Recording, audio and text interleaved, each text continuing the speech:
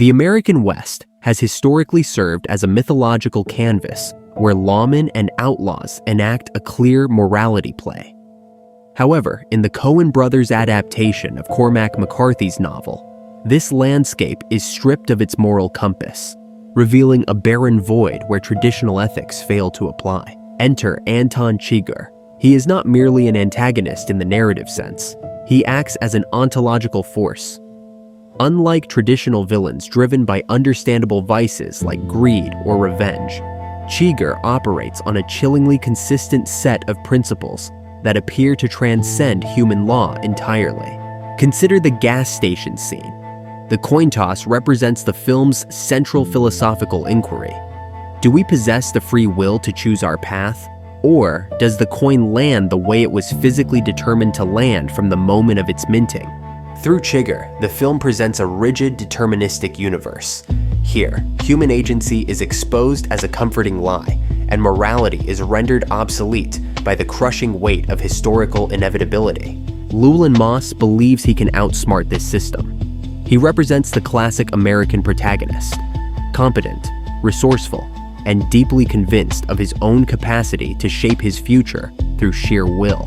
However, the narrative demonstrates that every choice Moss makes only tightens the noose.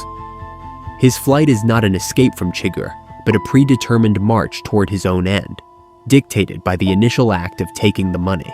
Chigurh does not chase. He arrives. He is the physical manifestation of consequence. To fight him is to fight gravity itself. He moves through the film with the terrifying patience of the inevitable event, rather than a man. When characters plea for their lives, appealing to logic or mercy, Chigurh rejects them. He understands that these appeals rely on a shared moral framework that simply does not exist in nature.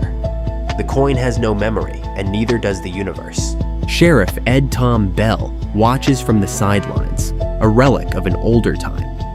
He desperately seeks a pattern, a country for old men where goodness is rewarded, but he finds only chaos that he cannot categorize. The film denies us the catharsis of a final showdown. Moss dies off screen, a radical narrative choice that underscores the indifference of this universe. In a deterministic world, heroism is irrelevant, and the climax is just another data point. Carla Jean constitutes the primary complication to Chigurh's philosophy. When she refuses to call the coin toss, she strips the agent of fate of his ritual. She asserts that the decision is his, forcing him to acknowledge his own role as the mechanic of death. Yet, even this defiance changes nothing. Chigurh checks his boots for blood as he leaves.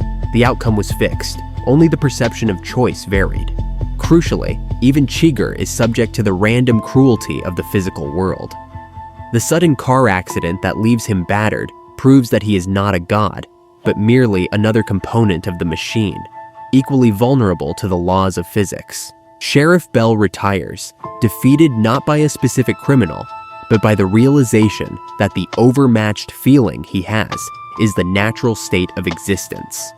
He realizes that his capacity to ignore the void has vanished. His final dream of carrying fire into the cold dark is not a symbol of hope, but of the fragility of human meaning. It is a small, artificial light carried against an infinite, dark eternity that does not care if the flame goes out. In the end, the film suggests that we do not shape the world shapes us. The coin has traveled 22 years to get here, and its landing place was decided long before we ever called heads or tails.